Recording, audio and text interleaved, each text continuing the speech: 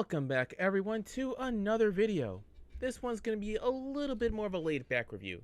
And if you're wondering about what's happening on my previous video, well, I already ordered the parts by the time I'm recording and editing this video. And hopefully by tomorrow or to Saturday, my GPU should already be in the middle of surgery. But enough about that. But here's what's happening. I'm going to be talking about a few games that were a lot more shorter than what I expected. Hence the name Minutemen. Because if I'm not making any kind of innuendo, then this video is not going to do any kind of fucking numbers. Let's be honest here. Now let's pick a game from this very box. And by the way, I'm not going to go over the plots or anything like that. This is going to be a little bit more on the casual side. So think of this as like an in-between fast food reviews and regular old reviews. But let's get right on into it. So we have, well, a recent finding of mine, Libido in Space. A rather promising looking Dead Space looking game with less gore, a little bit more Mega Man inspired, surprise surprise, and surprisingly one of the most lesser annoying enemies ever made in this goddamn engine. I kind of enjoyed the level design and mechanics a bit, however I do want to aim other than straight ahead. Keep in mind you also do have other weapons such as bombs, but it's nice to have other ways to aim. Especially some of these fucking flying enemies that can really just blindside you or just fuck you over in some way, shape, or form. But other than that, it's still a surprisingly very competently designed game. And it's one of the least likely games that pisses me off in this fucking engine that we call Pixel Game Maker MB. And for those who are rather new to this channel, games that are made in the Pixel Game Maker MV engine tend to have aspects that piss me off. Rather be technical like Night Princess Eris, or design choices that just actively pissed me off like Arizold. But thankfully, it doesn't.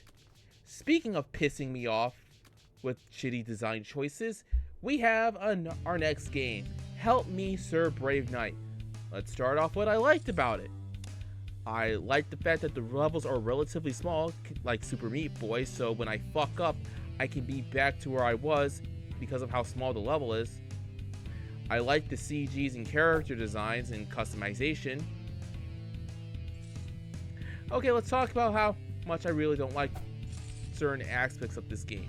I hate the overall jump fuckness in this game, especially when you're carrying the friggin' princess. I hate the fucking knockback. I hate the fact that this mix has no goddamn range. I hate that the spawn points take like 10 hits to get destroyed. Like, what were they thinking?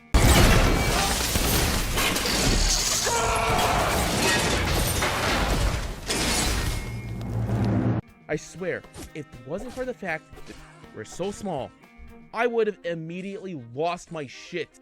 I'm at least glad that the game looks okay, but that's really it. Soundtrack is whatever. Last but not least, a game that originally I was going to get the full review treatment for, but due to certain things such as, you know, the lack of a damn jump button, I decided against it. So, to give this baby a proper opening, say hello to Erica, Knight of the Sun. Now, I can clearly tell by this game's heavy inspirations from the Soulsborne games, and, well, surprisingly, it's very fun. Granted, the dodge, well, you have some skill to, you know, get better at. Additionally, I also really like the graphics and all that. And I'm also glad that these guys finally added a damn jump button. Additionally, if this game would have had some, say, controller support, I would happily love to do this even further. One thing I don't really like are these fucking bomb guys that just chuck shit at you. But other than that, not really. Besides, I think I would have loved a ranged attack or anything like that, but I'm pretty sure that's already in the roadmap to some extent. But yeah, that's really it. So far, two of them are very promising, as you could tell by my overall attitude of the game.